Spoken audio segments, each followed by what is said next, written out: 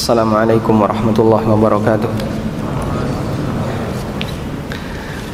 Alhamdulillahi rabbil alamin. Wassalatu wassalamu ala ashrafil mursalin wa ala alihi wa sahbihi ajma'in. Wa ashhadu an la ilaha illallah wahdahu la syarikalah wa ashhadu anna Muhammadan abduhu wa rasuluh. Salawatu rabbi wa salamu alaihi wa ala alihi wa ashabihi wa man tabi'ahum bi ihsanin ila yaumiddin. Bapak, Ibu dan saudara-saudara sekalian yang kami hormati, kita yang pertama layak bersyukur kepada Allah Subhanahu wa taala. Allah memberikan kita komunitas yang baik, komunitas yang perhatian terhadap ilmu, sehingga ketika Anda beraktivitas tidak hanya yang penting kenyang, yang penting senang, tapi kita beraktivitas dengan memperhatikan aturan. Kita berharap kepada Allah, semoga Allah Subhanahu wa ta'ala selalu menjadikan kita sebagai hambanya yang bisa memilih komunitas yang baik, bisa menjadi seorang muslim ahlu sunnah bersama komunitas ahlu sunnah sampai kita menghadap Allah Subhanahu wa ta'ala. Allah berfirman dalam Al-Quran di surat Ali Imran, yauma tabyaddu wujuhun wa taswaddu wujuh, pada hari di mana ada wajah yang berubah menjadi putih dan ada wajah yang berubah menjadi hitam. Tafsir yang disampaikan oleh Ibnu Abbas radhiyallahu anhuma, yauma tabyaddu wujuhu ahli sunnati wal jamaah wa taswaddu wujuhu ahli bid'ah wal furqah. Kelak di hari kiamat wajahnya ahli sunnah wal jamaah akan berubah menjadi putih dan wajahnya ahli bid'ah akan berubah menjadi hitam. Allah Subhanahu wa taala mengumpulkan manusia ketika di hari kiamat sesuai dengan latar belakang agamanya ketika di dunia. Baik, di sini saya lihat tidak semuanya mahasiswa baru, ada juga mahasiswa lama, Pak. Mahasiswa tahun 80, mahasiswa tahun 90, kumpul jadi satu. Baru tahun 80, baru tahun 90. Ini sebenarnya undangannya bocor untuk keluar atau gimana, Mas? Mungkin bocor kali. Bocor keluar ya. Seharusnya memang khusus untuk maba, tapi yang mala juga boleh ikut ya. Baik. Karena itu saya ingin ngasih motivasi untuk maba, ternyata yang lama-lama banyak yang ikut hadir, sehingga mungkin nanti temanya diganti ya. Kita sesuai dengan apa yang disampaikan oleh panitia, ngaji sambil kuliah. Oh, kembali ya, kuliah sambil ngaji. Yang Anda setujui ngaji sambil kuliah atau kuliah sambil ngaji? Hah? Mana yang menjadi kegiatan utama kehadiran Anda ketika datang di Jogja? Ngajinya atau kuliahnya? Ada banyak latar belakang ketika mereka memilih Jogja sebagai tempat untuk belajar. Beberapa orang tua yang mereka sudah ngaji, sudah kenal dengan lezatnya ilmu, terkadang memilih Jogja bukan sebatas kuliah, tapi karena lingkungan ngajinya, sehingga dia taruh anaknya di sini karena di sini banyak forum pengajian. Saya tidak tahu kalau mahasiswa yang baru ini latar belakangnya lebih besar karena ngajinya atau karena kuliahnya. Baik, apapun itu hadirin yang dimuliakan Allah Subhanahu wa taala, sebagaimana yang tadi disampaikan dalam muqaddimah oleh Ketua CS, dua hal ini jangan sampai dipisahkan. Bagi Anda yang saat ini sedang kuliah, ngaji itu adalah sebuah kewajiban, lebih dari sebatas kebutuhan, tapi dia sebuah kewajiban. Sehingga jadikan ini sebagai prioritas kegiatan Anda ketika Anda berada di lingkungan kampus. Di samping Anda juga melakukan kegiatan kuliah sesuai dengan yang Anda harapkan untuk bisa mendapatkan predikat strata S1, sehingga nanti setelah lulus Anda tidak hanya mendapatkan S1 gelar yang Anda miliki, tapi Anda juga memiliki bekal bagaimana menjadi seorang hamba yang baik. Hadirin yang dimuliakan Allah Subhanahu wa taala, saya cerita saja ya, cerita tentang pengalaman bagaimana agar kita bisa menyeimbangkan antara ngaji dan kuliah. Kalau yang tertulis di kertas ini, saya yakin Bapak Ibu sudah membacanya.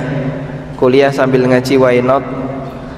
Biar kuliah tapi tetap lillah. Insya Allah apa yang saya sampaikan cukup jelas sehingga tidak perlu saya ulang. Maka di sini saya minta izin sebatas cerita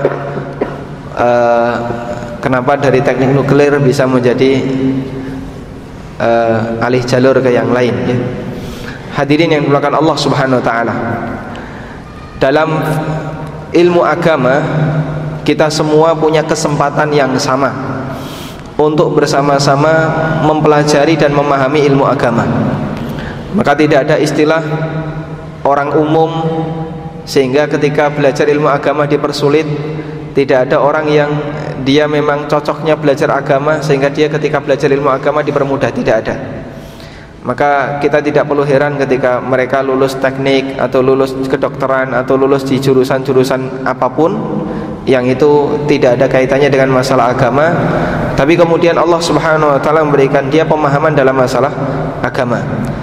Tidak ada istilah ini orang umum kenapa kok belajar agama. Semua orang punya kesempatan yang sama. Sehingga Anda dan siapapun yang ada di sini punya kesempatan yang sama untuk belajar wahyu yang telah diturunkan oleh Allah Subhanahu wa taala. Dan belajar ilmu agama jauh lebih mudah dibandingkan belajar ilmu selain agama. Karena ilmu agama itu dimudahkan oleh Allah Subhanahu wa taala. Allah berfirman, "Wa laqad yassarnal Qur'ana lidzikri fahal mim muddakir." Sungguh aku telah mudahkan Al-Quran itu untuk diambil pelajaran, untuk kemudian dikaji. Fahal mim muddakir, selanjutnya apakah manusia itu mau untuk mengaji, mau untuk belajar ataukah tidak. Allah telah mudahkan Al-Quran untuk dipelajari oleh seluruh manusia, karena ini adalah panduan hidup bagi mereka.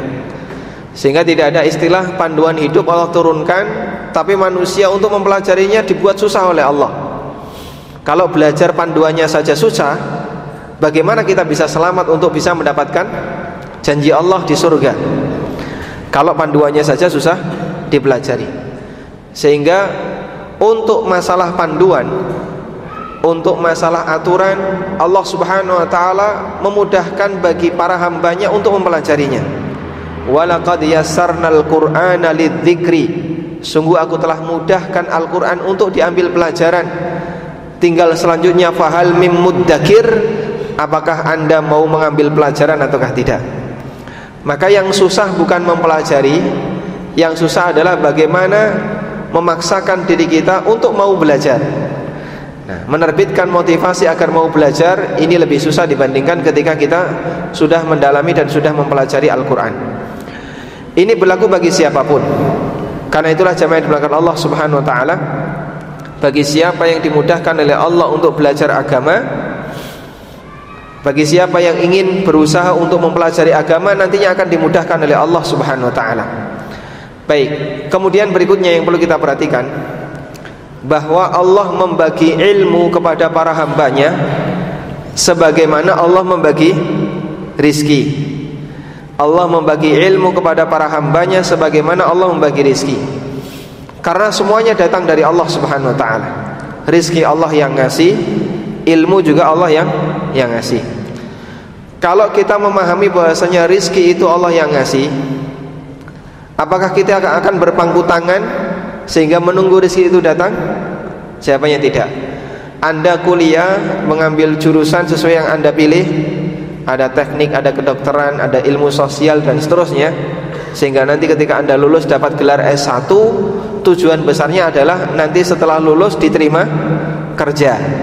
Berarti ini tahap awal Anda ingin mencari dunia. Itu artinya Anda yakin sekalipun rizki sudah diatur oleh Allah, Allah yang ngasih, tapi kita tetap harus mengupayakannya.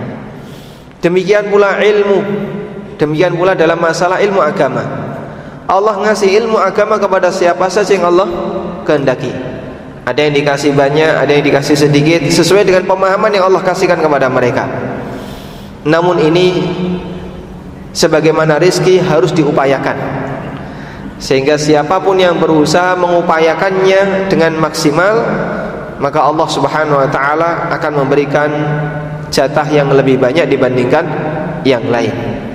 Karena itu jamaah yang dimuliakan Allah, sebagaimana kita sering berdoa kepada Allah memohon agar kita dikasih rizki, Kita juga perlu berdoa kepada Allah Subhanahu wa taala, memohon agar dikasih pemahaman ilmu agama, sehingga dua-duanya kita upayakan dan kita iringi dengan banyak memohon kepada Allah, berdoa kepadanya agar Allah memberikan kemudahan semakin besar bagi kita untuk belajar ilmu agama. Selanjutnya jamaah dimuliakan Allah Subhanahu wa taala, dalam belajar ilmu agama memperhatikan bagaimana kondisi guru itu sangat penting. Banyak orang yang belajar dalam kurun waktu yang lama, tapi karena dia tidak perhatian terhadap siapa sumber ilmunya, yang terjadi bukan dia mendapatkan pendidikan yang sesuai kebenaran, tapi yang terjadi justru dia tertular dengan penyimpangan. Nah, itu jangan sampai terjadi pada diri kita. Sama-sama bermodal belajar, cuman dia salah komunitas, dia salah majelis. Sama-sama membutuhkan waktu 4 tahun ketika belajar di bangku kuliah dan mengikuti halaqah-halaqah ilmu yang ada di sekitar kampus.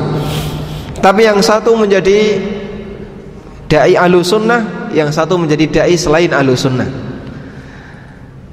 Dan realita seperti ini terjadi di Yogyakarta.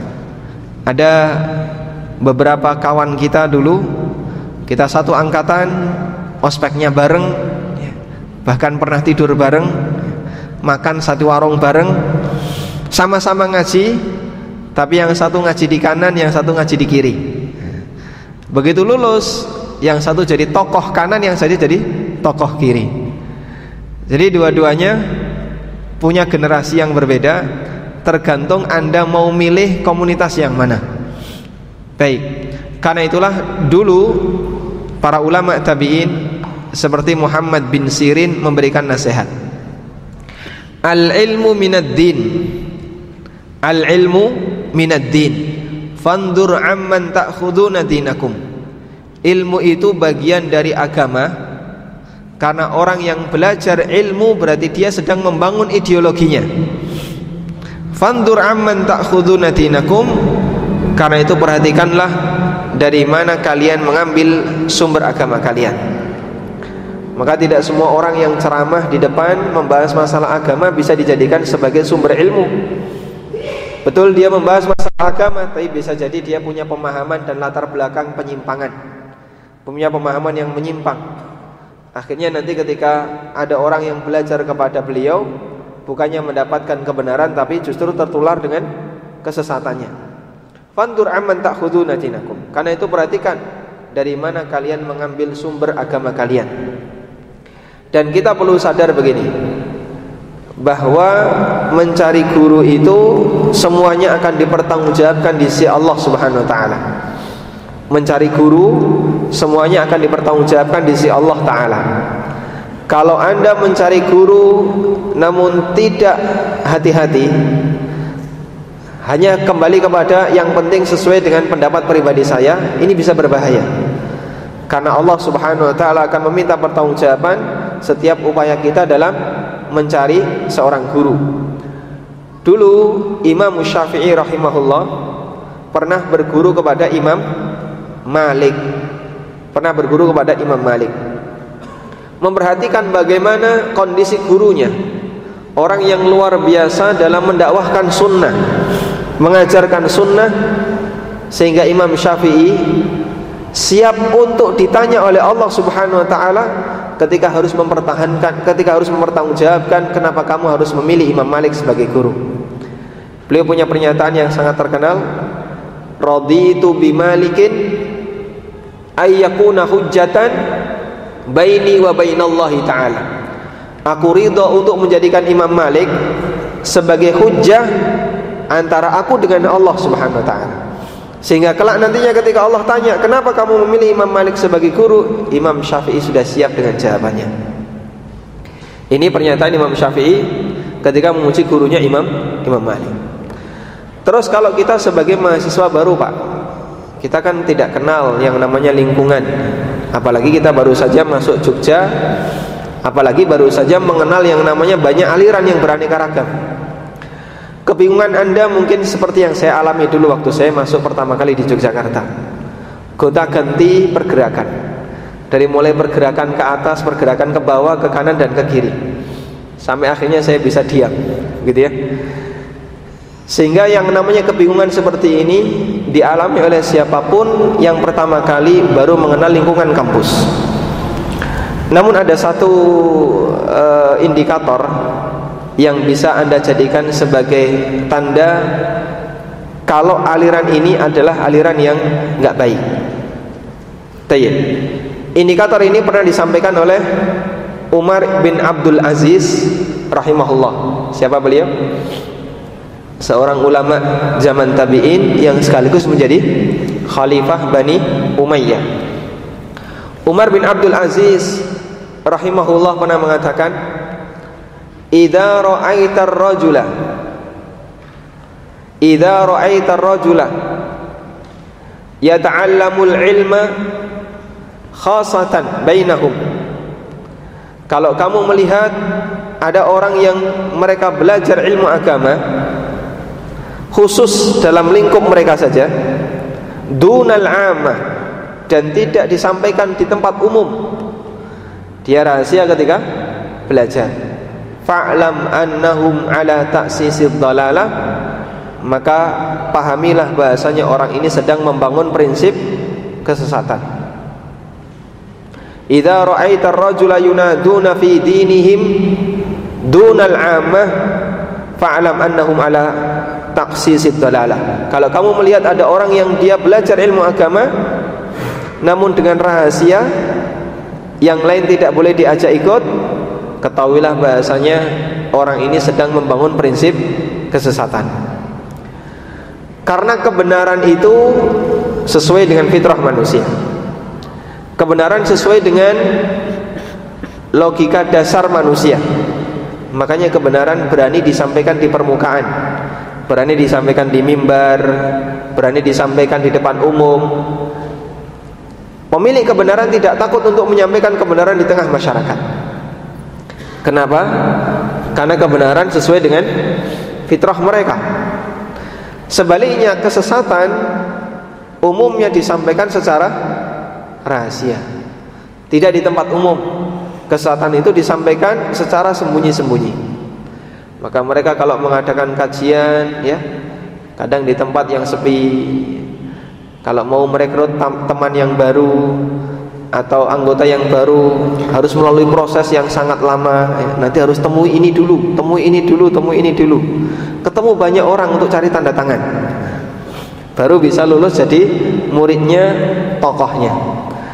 Kalau seperti ini yang terjadi, pastikan ini adalah kelompok sesat, karena dia mempelajari agama secara sembunyi-sembunyi. Jika memang itu benar, kenapa dia tidak sampaikan di permukaan? Kenapa harus dirahasiakan? Kenapa hanya disampaikan dalam lingkup halakoh kecilnya saja? Makanya kita selalu menyarankan, kalau Anda mau menyampaikan kebenaran, sampaikan di depan umum, sampaikan di depan masyarakat, bukan disampaikan secara sembunyi-sembunyi. Karena itulah kajiannya para asatidzah Ahlussunnah yang ada di Jogja, kajian yang diharapkan didatangi banyak orang, sehingga kita tidak rahasiakan. Kita buat flyer, disebarkan di mana-mana, kemudian kadang diumumkan di masjid. Tujuannya apa? Mengumumkan kepada masyarakat bahwasanya kami hadir untuk menyampaikan kebenaran. Kalau sekiranya ini sebuah kesesatan, tentu kita akan rahasiakan, karena yang namanya kesesatan itu disampaikan secara rahasia, disampaikan di muka umum, di depan umum, semua orang banyak dengar.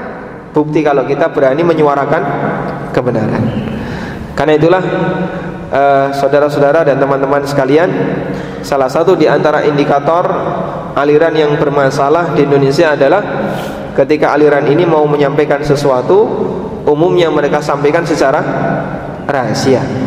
Maka kalau Anda ikut halakoh ilmu, halakoh yang disitu membahas tentang masalah agama, silakan Anda pilih forum yang besar, forum yang disitu tidak rahasia, ya, bukan forum kecil-kecil, tapi forum yang dia dihadiri banyak orang, dibuka untuk umum, siapapun boleh ikut belajar, ikut terlibat. Insya Allah dengan salah satu modal seperti ini, Ini diantara cara selamat dalam memilih forum kajian. Baik, selanjutnya sedikit cerita tentang kenapa saya tertarik belajar ilmu agama. Bapak Ibu yang kami hormati, sebagaimana umumnya mahasiswa nakal di masa dulu, jadi saya termasuk orang yang labil dalam memilih, model orang yang gentayangan, ikut gerakan kanan, ikut gerakan kiri, ikut aliran kanan, ikut aliran kiri. Banyak sekali referensi yang saya ikuti karena saya berangkat dari kampung yang jauh dari lingkungan kota. Saya datang dari Lamongan, Lamongannya jauh dari kota, pelosok, desanya namanya Paciran. Untuk bisa sampai di kota Lamongan menempuh waktu kurang lebih 40 menit. Begitu sampai di sini ada banyak sekali aliran dan kadang saya ikuti satu demi satu. Itu berjalan selama beberapa semester, kurang lebih selama 2 semester. Sampai akhirnya Allah Subhanahu wa taala memberikan kepada saya seorang guru yang luar biasa. Beliau adalah guru kita Al-Ustadz Aris Munandar hafizahullah ta'ala. Saya pertama kali belajar kepada beliau berontak, belajar tapi gak mau nerima. Cuman karena ini kewajiban, saya tinggal di sebuah pesantren, dan pesantren itu mewajibkan setiap mahasiswa yang tinggal di sini mulai jam 8 malam sampai setengah 10 wajib ikut ngaji. Dan itu ujian yang paling berat. Jam 8 malam sampai setengah 10 wajib ikut ngaji. Banyak di antara kawan-kawan saya ketika ngaji sambil ngantuk-ngantuk ya. Namanya pulpen jatuh, kitab jatuh, itu biasa. Tapi itu tugas, kewajiban. Gak ikut ini dikeluarkan. Sehingga ketika saya awal-awal ngaji, belajar berontak, gak suka, gak seneng. Dan berkali-kali seperti itu. Tapi harus ngaji, karena kalau enggak saya dikeluarkan. Sampai akhirnya, dan waktu itu kurang lebih sudah masuk semester 2, Allah Subhanahu wa ta'ala mempertemukan saya dengan sebuah buku. Buku itu judulnya Tata Cara Sholat Nabi SAW. Saya tidak perhatian dengan siapa penulisnya. Saya cuma lihat ini buku tentang masalah sholat. Awalnya iseng baca, saya baca dari langsung di bab tentang bagaimana cara melakukan takbiratul ihram. Ketika saya baca itu, saya melihat penulisnya sangat perhatian dengan hadis Nabi SAW. Maka beliau sebutkan cara takbiratul ihram seperti ini, sangat detail sekali. Belum pernah saya jumpai ada buku yang menjelaskan tentang tata cara gerakan sholat yang lebih detail daripada buku itu. Cara takbiratul ihram seperti ini, bisa setinggi pundak atau setinggi telinga, posisi tangan menghadap ke arah kiblat, jari tidak dilebarkan, tidak digenggam, tapi lurus ke atas. Kemudian bisa dilakukan dengan angkat tangan dulu baru membaca Allahu Akbar, atau bersamaan, atau kita membaca Allahu Akbar dulu baru angkat tangan. Dijelaskan detail di buku itu. Ini baru sebatas membahas takbiratul ihram, tapi membutuhkan beberapa halaman dan semuanya ada dalilnya. Akhirnya saya kecanduan dengan buku ini. Buku itu saya baca dalam waktu semalam, kurang lebih tebalnya ya 100 sekian gitu ya. Pokoknya habis. Tapi saya nggak perhatian dengan siapa penulisnya. Pokoknya saya baca gitu saja. Sejak saat itu saya menjadi orang yang senang dengan sholat, karena ingin menyesuaikan sholatnya sesuai dengan sunnah Nabi SAW. Bagaimana rukuk yang benar, bagaimana bacaan-bacaan rukuk yang benar, bagaimana cara sujud yang benar. Yang umumnya biasanya saya sholat itu gerakannya refleks ya, pokoknya ketika takbir, karena gerakan refleks ya kadang begini ya. Anda bisa lihat takbir-takbir kanan kiri Anda, itu umumnya gerakan refleks. Hanya berdasarkan kebiasaan di masa silam. Sekarang sholat saya yakin lebih sesuai dalil. Lebih sesuai dalil. Sehingga saya semakin yakin sholat saya ini insya Allah sholat yang sesuai sunnah, sholat yang berdalil. Terus saya lanjutkan seperti itu, tapi tetap saya nggak perhatian dengan siapa penulisnya. Sampai akhirnya saya mendapatkan buku yang serupa dengan penerbit yang berbeda. Barulah saya lihat siapa penulisnya. Penulisnya adalah Syekh Muhammad Nasiruddin Al-Albani rahimahullah. Kemudian sejak saat itu saya mulai senang belajar. Saya mulai senang belajar Al-Quran dan hadis. Selanjutnya saya mempelajari kitab Riyadhus Shalihin. Saya baca kitab Riyadhus Shalihin, ya. Di situ banyak sunnah-sunnah yang tidak saya sadari, tidak saya pahami. Meskipun kitab ini sudah sering saya dengar namanya dulu sejak SMA, tapi untuk bisa menikmati bacanya baru ketika itu. Nah, mungkin Bapak Ibu yang dimakan Allah, kita sudah sering mendengar referensi tertentu, ada kitab A, kitab B, kitab C, tapi belum tentu kita bisa menikmati membacanya. Kalau Anda ketika baca belum bisa menikmatinya, faedahnya belum bisa masuk dalam diri kita. Jadi dekati kitab itu sambil bisa menikmati ketika kita membaca. Kalau baru sebatas kenal kitab A, kitab B, kitab C, tapi Anda belum bisa menikmati bagaimana ketika membacanya, maka Anda tidak akan bisa mendapatkan manfaat yang banyak darinya. Baik. Nah, kemudian mulai muncul rasa cinta untuk belajar ilmu agama. Terus bersama guru saya Al-Ustadz Aris Munandar, dari satu kitab ke kitab yang lain, sampai akhirnya alhamdulillah lulus semester 2. Allah Subhanahu wa taala memberikan kepada saya kemampuan untuk bisa membaca Arab gundul. Saya bisa membaca teks Arab gundul. Sehingga ketika ngaji di depan beliau, dulunya hanya sebagai pendengar setia saja, meskipun perasaannya terpaksa. Sekarang sudah mendapatkan tugas giliran baca satu demi satu. Begitu terus ditelateni sampai akhirnya saya tertarik untuk banyak menerjemahkan. Jadi teks itu sambil membaca kamus, gantian kamus, teks, buku, kamus, teks, buku, dan begitu seterusnya. Buku saya menjadi buku yang sangat kotor. Lambat laun seperti itu, hingga akhirnya Allah Subhanahu wa taala memberikan kemampuan kepada kami yang ikut ngaji untuk bisa nulis beberapa artikel. Baik. Sehingga hadirin makan Allah Subhanahu wa taala, ketertarikan orang untuk bisa belajar itu beraneka ragam. Ada di antara mereka yang memang datang dari awal ingin belajar. Ada di antara mereka yang awalnya terpaksa. Dan saya termasuk di antaranya. Awalnya saya itu terpaksa. Sampai akhirnya Allah Subhanahu wa taala memberikan ketertarikan kepada saya dalam masalah belajar. Dan salah satu di antara yang membuat saya semakin senang belajar dengan Al-Ustadz Aris Munandar adalah masalah pengetahuan bahasa. Jadi hal-hal yang dulunya tidak pernah saya ngerti latar belakangnya, beliau kasih penjelasan. Tayyib. Saya kira Anda juga punya kesempatan yang sama mengikuti model belajar seperti ini. Dan di antara keistimewaan Yogyakarta, banyak sekali mahasiswa UGM atau selain UGM yang ada di Yogyakarta, yang selanjutnya ketika lulus kuliah mereka menjadi dai yang dibutuhkan oleh banyak masyarakat. Di Gunung Kidul ada Al-Ustadz Abduh Tuasikal, di Lombok ada Al-Ustadz Rayhanul Bahrain dari kedokteran, di tempat yang lain di Bekasi ada Ustadz siapa? Abdullah Fauzan. Ustadz Firanda juga tidak lepas, beliau berasal dari UGM. Banyak sekali dai-dai di Jogja dan sekitarnya awalnya berasal dari kampus ini. Mau ditiru di tempat yang lain tidak sesukses di Jogja.